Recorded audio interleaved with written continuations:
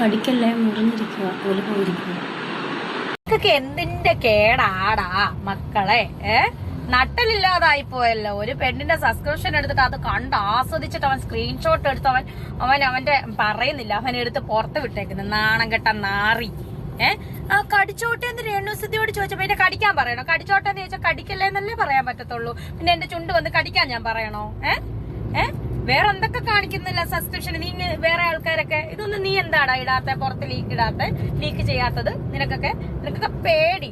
എടാ രേണുസുതിക്ക് ഒന്നുമില്ല. രേണുസുതി അതിനകത്ത് ചുണ്ടല്ലേ കടിച്ചല്ലോ, വേറൊന്നും വന്ന് കടിച്ചിട്ടില്ലല്ലോ, വേറൊന്നും കടിച്ച് കാണിച്ചുമില്ലല്ലോ. അപ്പൊ ഒരു കുഴപ്പമില്ല.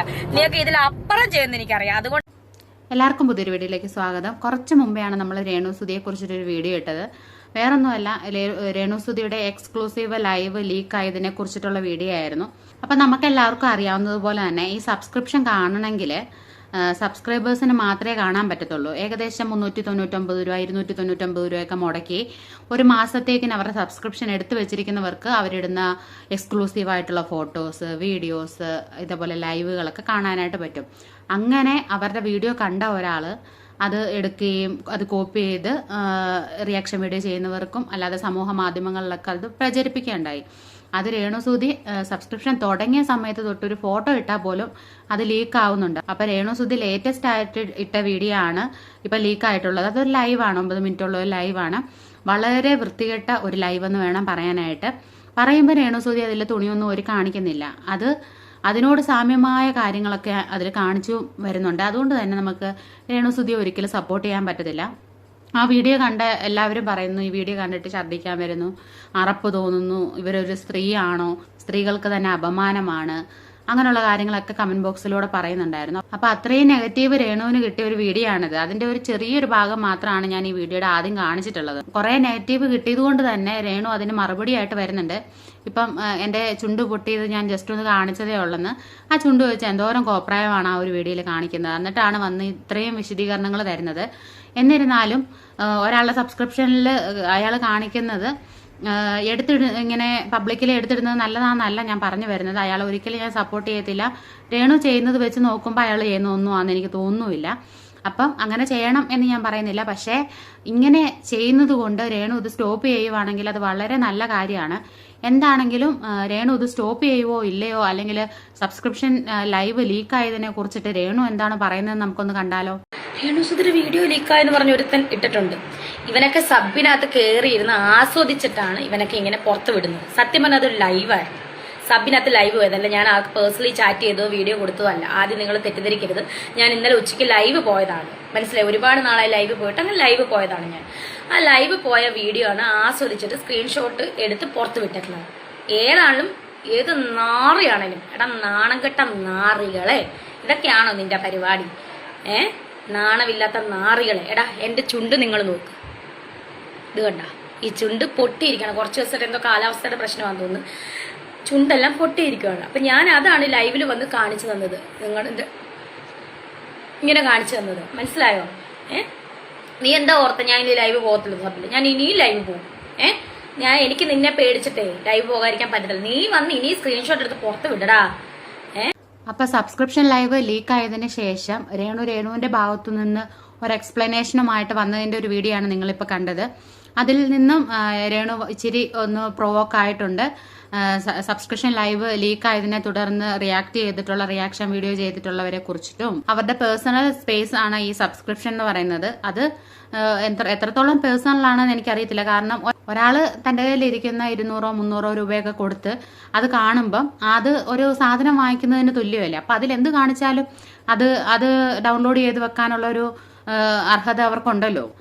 അപ്പൊ പിന്നെ അത് പേഴ്സണൽ എന്ന് നമുക്ക് പറയാനായിട്ട് പറ്റത്തില്ല. അപ്പം ഞാനിങ്ങനെ കാണിച്ചിട്ടുണ്ടെങ്കിൽ അവർ ഇതേപോലെ എടുത്തത് വെളിയിൽ കാണിക്കും, ലോകം മൊത്തം അത് കാണും എന്ന്. ഇങ്ങനെ കാണിക്കുമ്പോൾ രേണുവിന് 2 പ്രശ്നങ്ങളാണുള്ളത്. സബ്സ്ക്രൈബേഴ്സ് മാത്രം കാണേണ്ടത് ലോകം മൊത്തം കാണുകയും ചെയ്യും.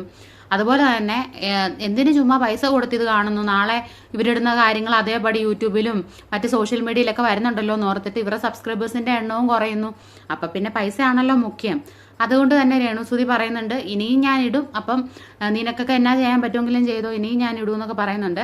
അപ്പോൾ ഇവർക്ക് മുഖ്യം പൈസ തന്നെയാണ്. ഞാൻ കഴിഞ്ഞ വീഡിയോയിലും പറഞ്ഞായിരുന്നു, ഇപ്പം സബ്സ്ക്രിപ്ഷൻ ലൈവ് ചെയ്തിട്ട് അത് ലീക്കായ സമയത്ത് അത് ഇവിടെ വെച്ച് സ്റ്റോപ്പ് ചെയ്യുവാണെങ്കിൽ നിങ്ങൾക്ക് ഭാവിയിൽ നിങ്ങളുടെ മക്കൾക്കെങ്കിലും അത് വെളിയിലിറങ്ങി നടക്കാൻ പറ്റത്തക്ക രീതിയിലാവും.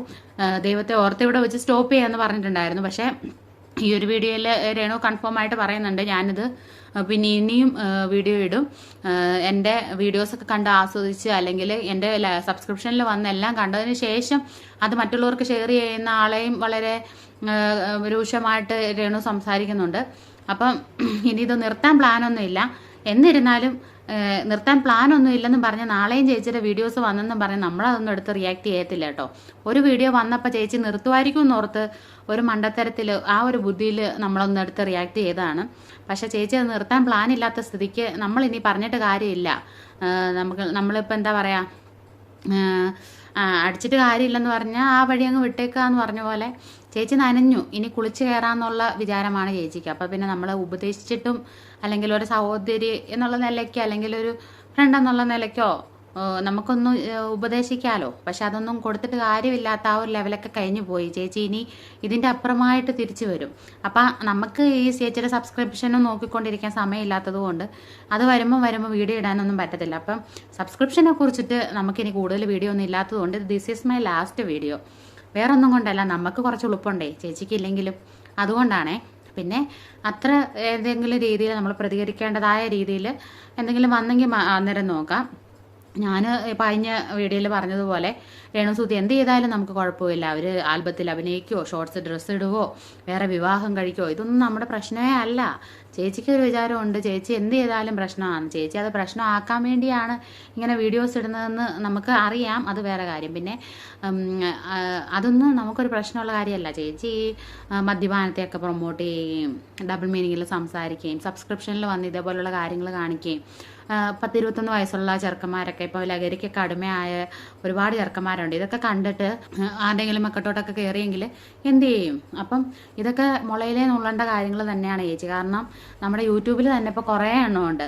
അവർ മാക്സിമം നമ്മൾ റിയാക്ട് ചെയ്തിട്ടും അവർ പൈസ കിട്ടുമല്ലോ, ആ രീതിയിൽ അങ്ങ് മുന്നോട്ട് പോവാണ്. ഒരു ഭർത്താവ് ഉണ്ടായിട്ട് പോലും അയാളെ വെച്ചിട്ട് ഇങ്ങനെ സബ്സ്ക്രിപ്ഷൻ ചെയ്ത് നടക്കുന്നവർ പോലും ഉണ്ട്.